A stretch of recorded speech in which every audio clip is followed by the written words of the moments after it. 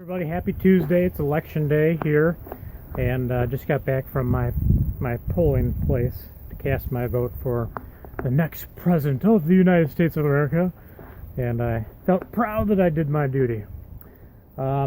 Anyway, A Connecticut Yankee in King Arthur's Court, written by Mark Twain back in 1889.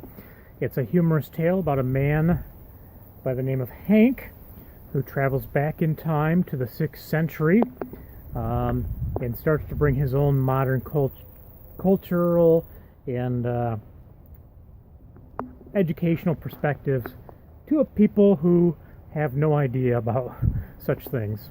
Hank is an entrepreneur. He owns a business. He's helped invent different things. Believes in democracy, believes in business and the competition of ideas, things of that nature, things that are very common to modern Americans today. And he goes back to a time when, in 6th century England, there was the strong monarchy, centralized government, and of course the church. It was a centralized church. It was one church for the whole country. They basically told you what you needed to believe in order to get to heaven, and that was the way things were. Again, quite different from today, but that is a past, and it is a past worth looking at and comparing it to today. So in one respects, I think Mark Twain is kind of just taking a look at the difference between sort of modern day life and what has happened in the past. He does it, again, in a very funny way. The book was enjoyable. It was a quick read. It's pretty long. I think it's about 400 or 500 pages, but certainly, as I said, worth checking out. I believe it is the first time travel novel that has been written, so in that respect, it is worth checking out. So Hank, you got this guy who believes he's superior because he has all this knowledge. He, can draw up things and make things, like he goes back into the past and makes a gun. He makes a well pump for these monks that their well has gone dry, and he helps them out. And he's worshipped, basically, because he has all these modern inventions and ideas. King Arthur basically replaces Merlin as his chief advisor, makes Hank his chief advisor. Hank takes on the title of the boss. He is the man, the alpha male, if you will, in this realm. Unfortunately, this all goes to Hank's head. Because he believes he is superior to everything else and everyone else, he starts to act like a despot.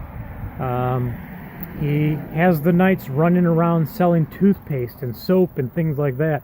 He has them doing trivial things so he can earn money to help fund his businesses and his schools. And his schools are there to promote 19th century ideas, like democracy, as I said before, and schools of thought and how to learn differently. So it's a conflict of interest. And then the church gets involved with their superstitious beliefs.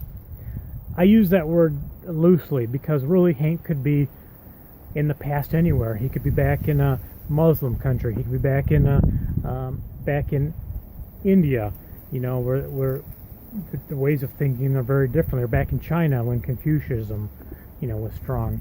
So I don't think Mark Twain was picking on any one religion per se, just the idea of a centralized church where you have to think like they do or you get killed. That's like if you say anything bad about the king, you potentially can get killed. And Hank even brings that up in one of his encounters with a merchant.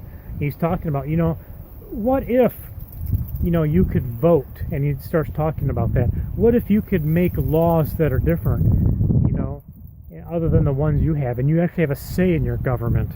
So there is a social commentary that I think Mark Twain brings out in this book.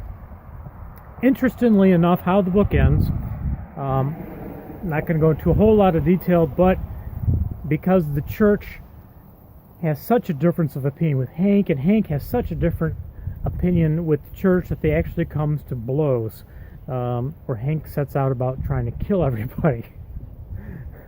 It is truly a dark finish to the book. Maybe Mark Twain's trying to say that, modern man with his intellectual pursuits through science, maybe he's not better than the church, who has their superstitious beliefs. Perhaps there's a blending of the two. I don't know. That's for you to decide.